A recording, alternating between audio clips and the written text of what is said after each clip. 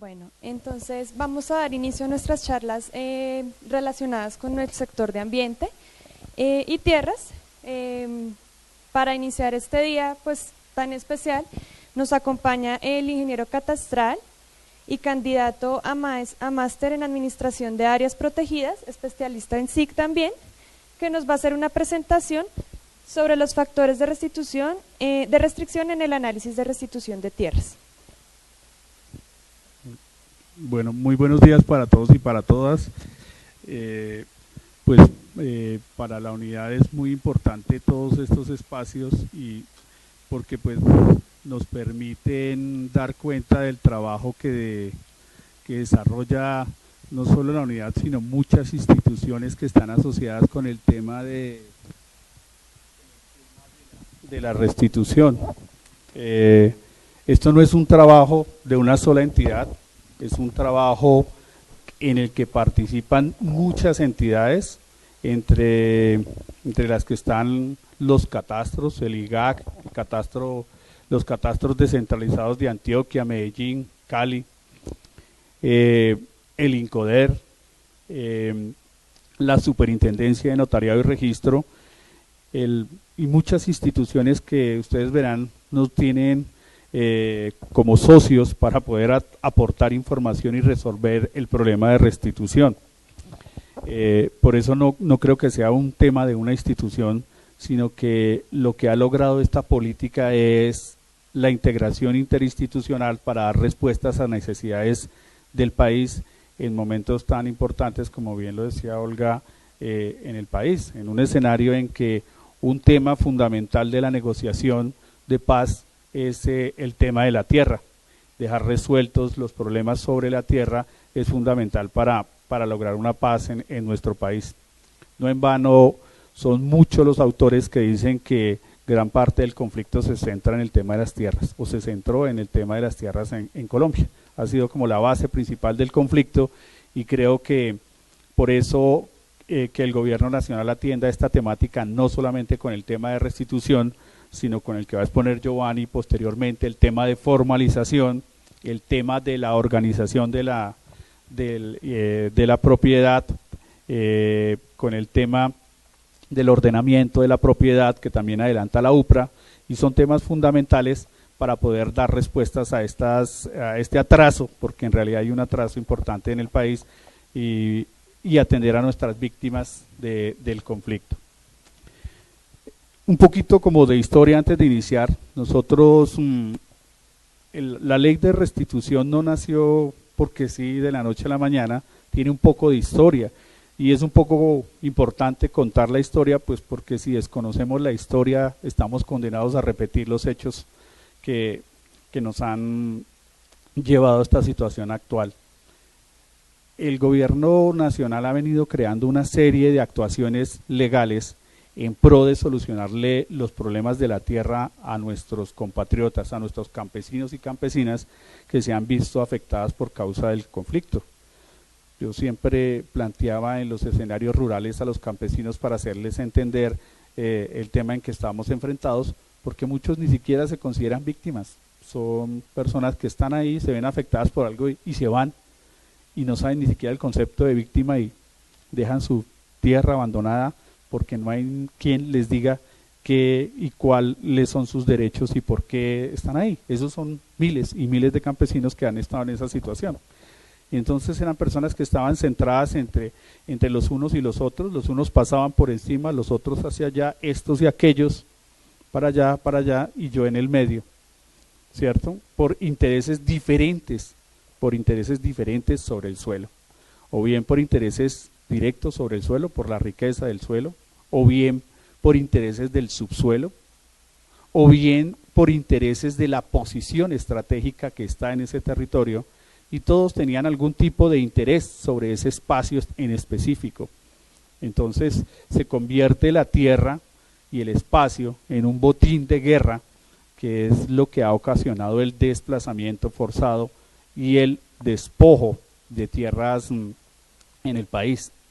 Entonces, de 1987 para acá, el gobierno empieza a preocuparse y qué vamos a hacer con toda esta gente, está llegando a las ciudades, está aumentando los cinturones de miseria y de pobreza, no tenemos soluciones, no tenemos respuestas, empiezan a salir las cifras históricas de desplazamiento en el país, la gente queriendo volver, la situación que no lo permite, pues hay que empezar a tomar medidas, y la primera que se crea es la ley 387 del 97 y establece en uno de los artículos que es responsabilidad del Estado empezar a atender el tema de las tierras.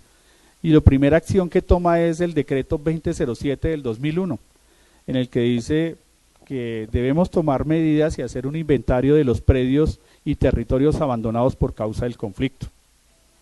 Pero nadie dice cómo hacerlo. Hay unos estudiantes preocupados de la Universidad Distrital de cómo hacer este tema, de cómo darle aplicación a lograr un inventario, y empiezan a trabajar en una tesis de grado, se reúnen con Acción Social y venga, ¿por qué no hacemos esta aplicación de lo que dice la ley y de lo que dice el decreto?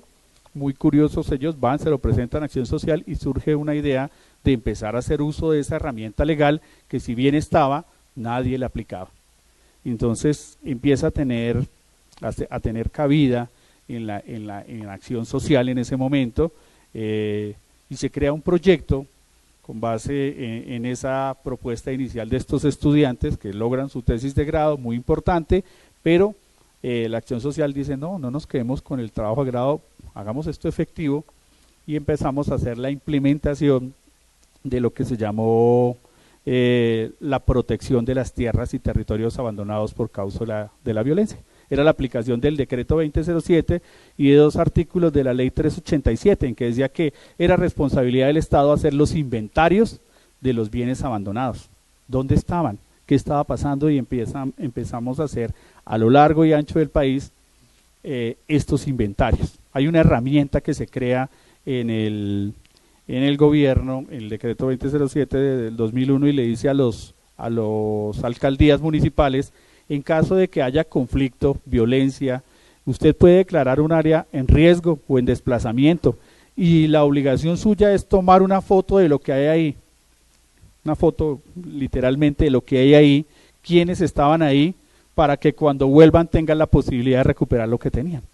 Eso fue como la primera medida que se tomó en el país en el tema de restitución, en el tema de tierras, pero esas fotos pues implicaban hacer unos inventarios, irse a campo, recoger el campo, hablar con el campesino, explicarles sus derechos, contarles que era una víctima, ¿sí? Que era una víctima y que tenía un derecho, y empezamos a investigar de fondo qué era lo que estaba pasando en el tema de tierras en Colombia, y encontrábamos altos niveles de informalidad, inseguridad en la información incompleta, todo lo que pueden imaginarse ustedes en el escenario rural.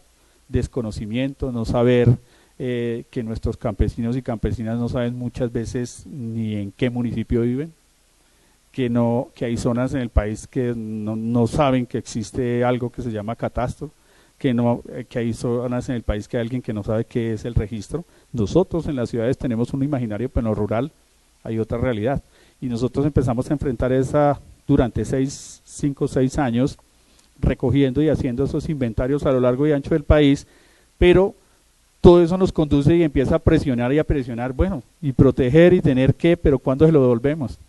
¿Cuándo le devuelven esas tierras a las personas?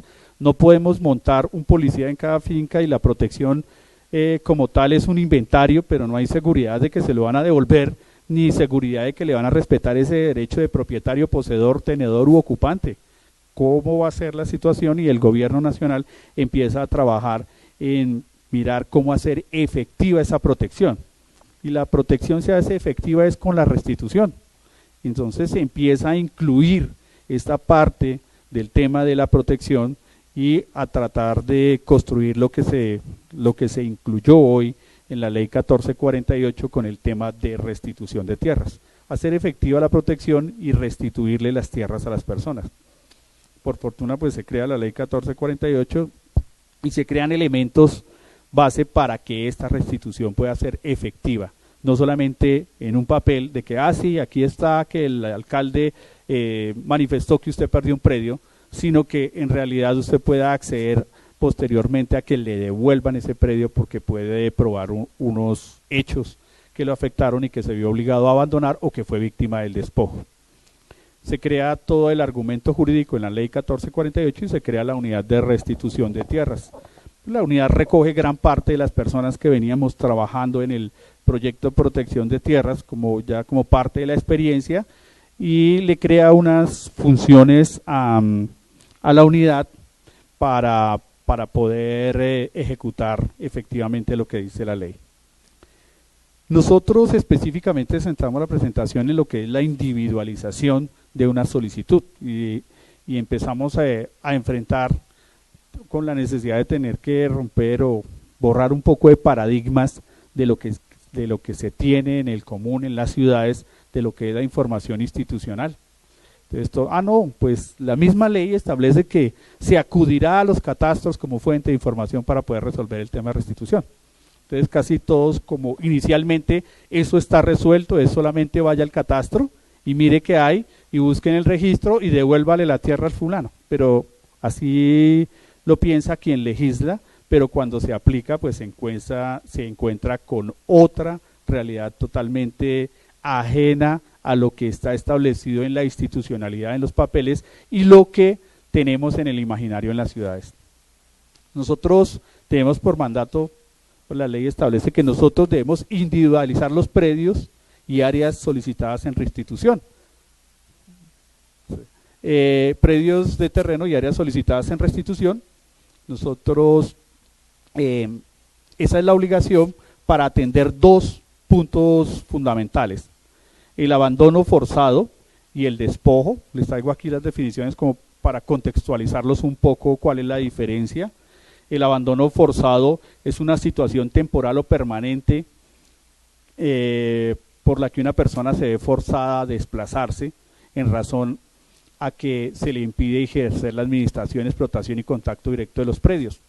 Las personas abandonaron sus fincas, se fueron con su familia por temor a que les pasase algo, por proteger su vida y la de su grupo familiar. Prefiero irme antes de que me caiga una bomba. Prefiero irme porque ya me mataron a mi sobrino, a mi esposa, a mi esposo, a mi hijo. Yo me voy, y dejaban todo abandonado. Solo por el temor abandonaban la finca. Pero también hubo las acciones de despojo. Se va o le compro a la viuda y tenían que abandonar la finca y vender por el precio que impusieran los actores armados, por intereses sobre la tierra. Los despojaban administrativamente, de un momento a otro les llegaba: no, esta finca no es suya, mire que aquí yo hice una rectificación, esto ya está rectificado en el catastro, aquí está en el registro, pero ¿cómo toda la vida yo he vivido? No, y los sacaban de... Hay identificadas 14, 15 modalidades diferentes de despojo, ¿sí? Por acciones directas, despojos administrativos, por engaños, por presiones. Hay 14, 15 modalidades diferentes que hemos identificado hasta el momento de tipologías de despojo que se presentaron a lo largo y ancho del país. Entonces, como les decía, la ley 1448 establece que quien debe ejecutar la política de restitución en el país debe ser la Unidad Administrativa de Gestión de Restitución de Tierras, y le crea 4 o 5, una serie de funciones principales. Yo saqué aquí 4 o 5 importantes. Le dice que debe administrar, conservar y certificar la inclusión en el registro de tierras despojadas y abandonadas. Es decir, nosotros debemos crear un registro de todas las tierras abandonadas y despojadas y demostrar o recoger pruebas de que ese señor tiene un vínculo con la tierra y que efectivamente fue víctima del despojo o abandono. Esa es la tarea principal de nuestra. Incluir en el registro de tierras abandonadas de oficio o a solicitud de parte y certificar su inscripción en el registro. Acopiar las pruebas, no es solamente recoger la información de la persona e inscribirla, sino tenemos que acopiar las pruebas y demostrar que existe un vínculo legal y que en realidad se trata de esa persona, de que ese estaba en ese momento, en ese tiempo, y que fue víctima del conflicto. Y para todo esto tenemos que identificar física y jurídicamente los predios y áreas de terreno, ¿sí? Y así lo planteaba: que no cuenten con información catastral registral y ordenar a la Oficina de Registro de Instrumentos Públicos la apertura del folio matrícula. O sea, en la ley uno le lee y se ve sencillo. No, era sencillo. Los que no tuvieran folio, hablar del folio. Y ya, se planteaba de una manera muy sencilla, pero pues la realidad es otra.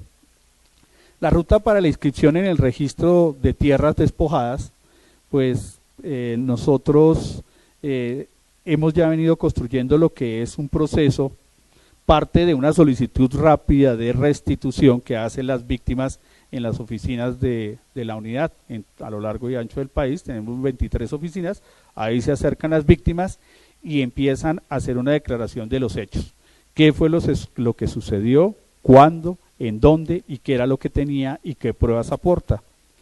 Nosotros aquí vamos empezando a utilizar las herramientas de información, la cartografía digital, las imágenes satelitales gratuitas, cualquier cantidad de información que nosotros, los mapas bases, las escalas 100.000, cualquier cartografía que pueda aportarnos, y empezamos a utilizar información de los catastros. ¿Por qué? Porque muchas personas no traen absolutamente nada, ¿sí?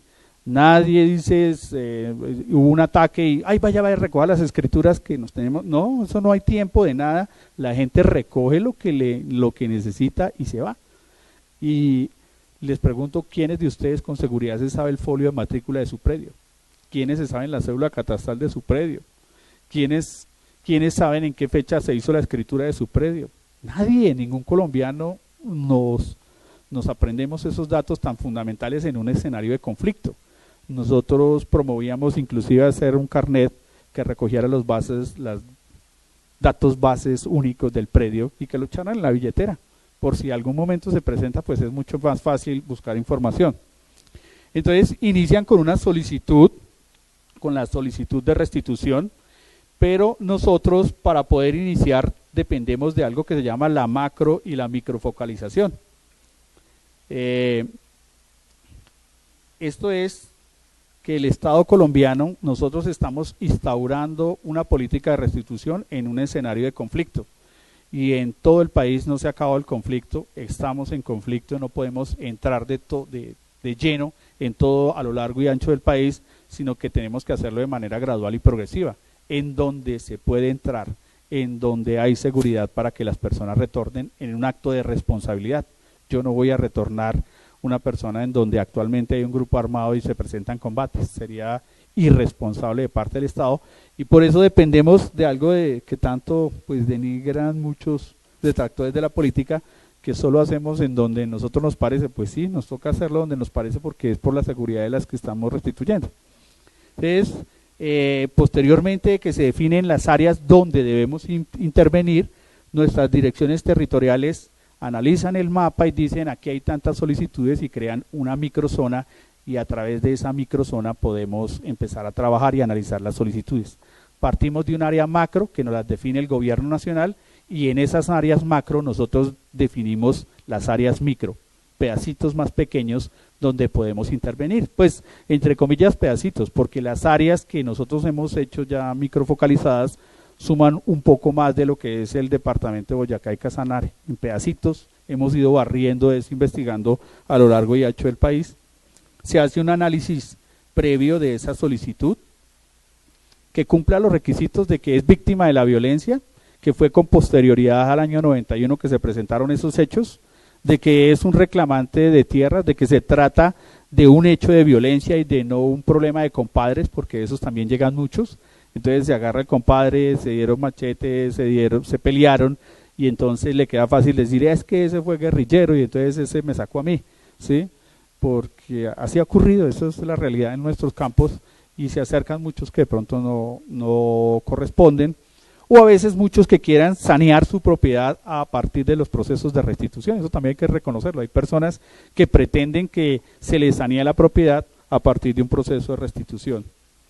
Se hace una resolución de inicio. Si cumplió con estos requisitos, pues se hace una resolución de inicio y se inicia el proceso propio de la restitución. Se le hace una citación al solicitante, se le comunica que se va a dar inicio a ese proceso, y se empieza a hacer la actuación en el campo, creando pues un momento de ir a visitar el predio que la persona está reclamando con base en esta información. Y ahí empiezan los problemas nuestros. La persona no tiene cartografía, no aparece en el catastro, no aparece en el registro. Nosotros medianamente accedemos a esas bases hoy en día. Arrancando fue muy complejo de que las instituciones se entendieran por qué la importancia de compartir esa información, pero hoy en día ya tenemos bases sólidas y accedemos en tiempo real a la información catastral y registral para buscar información. Sin embargo, la situación era diferente. Una persona que no está en el catastro, no está en el registro, no fue beneficiaria del INCODER, escasamente sabe leer y escribir cuando saben leer y escribir, y hoy en día se sienta en el escritorio a tratarnos de decir en dónde estaban. Entonces partimos de un ejercicio de casi de una cartografía social 1 a 1, mostrándole herramientas de dónde vivía usted, por dónde cogía, cuál carretera cogía, cuánto tiempo se gastaba, y empezarla a ubicar en la cartografía, en los mapas, e ir llevándole información y que diga, sí, mire, ahí yo me acuerdo, si ese es el río tal, sí, ahí en ese pedacito y cuántas hectáreas, y hacemos un poligonito aproximado. Con esa primera versión, posteriormente nos vamos a comunicar a esa persona que está ahí en ese predio, a decirle que hay una solicitud de restitución. Puede ser que haya alguien, puede ser que no haya alguien, pero si hay alguien, pues no lo podemos acusar de despojador ni de usurpador de las tierras, porque no sabemos la situación. En muchos de esos predios llegaron otros desplazados de otro lado que pensaron que ahí la situación estaba tranquila. Entonces toca respetar el debido proceso e informarle que la unidad inicia un proceso de restitución, ¿cierto? La resolución, luego de que se comunica, se hace una resolución de apertura de pruebas. Aquí se inician las pruebas, de recoger de que se cumpla con los requisitos, se hace un estudio de todo el expediente y se toma una decisión de inclusión en el registro. Si cumplió con todos los parámetros, si es víctima, si comprueba la afiliación, todo ese análisis lo hacemos nosotros, jurídico, social y catastral, pues se toma la decisión de inclusión en el registro. Esto tiene 60 días prorrogables, hasta 30 más, por razones no imputables a la unidad. A veces hemos ido y el señor tiene 65 años y no, yo ya no voy por allá, yo ya no quiero ir, no tengo esto, mis hijos están por allá en otro lado, nos toca suspender. Otros llegan y se bloquean, la situación pudo haber sido muy dura y se bloquean frente a lo que pueden decirnos de lo que fue su predio. Otros ya no recuerdan. En el peor de los peores de las situaciones llegan y está transformada su finca. Eso él recuerda que era un paisaje y había árboles, y hoy está transformado. Hay un cultivo de teca, hay un cultivo de palma, está todo absolutamente potrerizado, hay una ganadería extensiva, hay muchas cosas. O simplemente está absolutamente montado. Nosotros somos país tropical y la densidad y crecimiento de las plantas en el no es igual a los de muchas otras partes del mundo. Entonces se transforma totalmente el paisaje y la persona con dificultad reconoce o puede tratar de reconstruir lo que era su predio. Esto es lo que nosotros llamamos la etapa administrativa, que da desde la solicitud hasta la inscripción del registro. Pues les decía que nosotros dependemos de lo que nos diga el Consejo Nacional de Seguridad, que es el que define nuestras macrozonas, y con base en las macrozonas nosotros hacemos un consejo de seguridad local, vamos a intervenir tal parte y la policía y las autoridades locales nos dicen sí, hay condiciones para intervenir, o no, no hay condiciones para intervenir, presénteme otra alternativa, y le presentamos otra alternativa para que las territoriales se expide el decreto de resolución de la micro y empezamos pues a trabajar, a convocar la unidad, a recoger información e inicia prácticamente la actuación de la unidad. Esto pues es un ejemplo, esto es las solicitudes que hasta el momento tenemos en estos territorios. Esto es Tolima, Cundinamarca y Meta. Ahí hay un mapeo de las solicitudes. Estas manchas grandísimas no es que estén solicitando todo ese territorio, sino que las personas no conocen qué es lo que tenían, no saben. Entonces más o menos dicen, no, yo tenía como 300 hectáreas, nosotros le damos un polígono ahí, pero posteriormente eso se va afinando, ¿sí? Entonces tenemos acá las solicitudes. Estas son una macrofocalización, lo que autorizó el Consejo. Dijo, sí, en Boyacá, Cundinamarca y sur del Meta podemos intervenir. Y ya con densidad nuestros directores territoriales han hecho estas microfocalizaciones. Ahí no están todas, saqué algunas para solamente ejemplificar qué es lo que se va haciendo. Y sobre estas zonas vamos trabajando. Estas son. No, que le estoy diciendo que es solo un ejemplo. Este es un ejemplo de una zona que nos autorizó el Estado, estos 4. Pero sí, ya tenemos macrofocalizado la costa Caribe, está autorizado Cesar, Magdalena, Bolívar, Sucre, Córdoba, Antioquia, todos. Solo aquí que saqué un ejemplo de una macrozona para que vieran. Y las microzonas que se han ido construyendo, ahí no están todas. En la actualidad tenemos 463 polígonos de microfocalización de estos rojitos, donde ya hemos investigado y que lo que les decía equivale a Casanare y Boyacá en área, en pedacitos que hemos ido barriendo para atender el tema de restitución en el país. La intervención técnica catastral. Nosotros creo que la rama de la ingeniería catastral y la ingeniería topográfica tienen un puntico en la historia por el tema y el aporte que le están haciendo a la historia de Colombia, a este problema, a esta solución de las tierras en Colombia, y una obligación además. Nosotros tenemos pues que crear las herramientas para la determinación de la densidad, el informe técnico. ¿Cómo se hace eso? Esa es la función de nuestra dirección. ¿Cómo vamos a lograr y cómo vamos a construir todo eso? ¿Con qué herramientas? Alistar para la determinación de los estudios, de la espacialización y de la información, comunicar en el predio, ubicarlo e identificarlo, hacer la georreferenciación de la solicitud de acuerdo a lo establecido en la instrucción conjunta con el IGAC y lograr la individualización, como en términos generales a lo largo del proceso que hacen nuestros ingenieros en el proceso. Vamos en un paso a paso desde recibir la solicitud hasta lograr y decirle, este es su predio. Y yo ya lo contrasté con toda la información. Este tema es en articulación permanente con las instituciones. Por eso digo que esto no es un tema de la unidad. Es un tema que se ha logrado gracias a la participación de los catastros, del registro, del INCODER, de todas las instituciones que nos aportan información y que hoy hemos logrado lo que nosotros hemos denominado la determinación precisa de las áreas de terreno o predios solicitados en restitución. Este es el diagrama de lo que nosotros, o el mapa conceptual de lo que nosotros consideramos que es el proceso de individualización predial que se ha logrado con la unidad.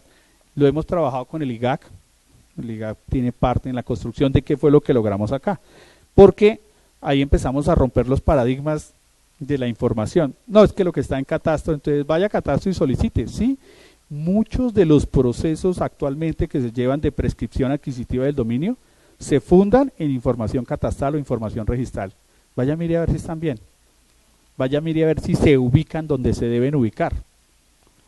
Traen información histórica de descripciones coloquiales, hasta graciosas, de linderos, ¿sí? Entonces, no, que bajando la quebrada a 200 pasos de mula, volteando de la quebrada hasta el Portillo, en tabaco y medio, y subiendo por la colina en 40 cabullas pisadas y cerrando nuevamente con la piedra que estaba pintado de amarillo, ¿sí? Y eso me daba más o menos 40 plazas, y 40 plazas algún mago las asoció a 40 hectáreas, y hoy quieren que eso se lo hagamos respetar. Entonces ahí empezó una pugna entre el imperio del derecho y el imperio aerotécnico. Entonces los registradores y jueces, no, es que ahí lo dice el documento y usted lo tiene que respetar.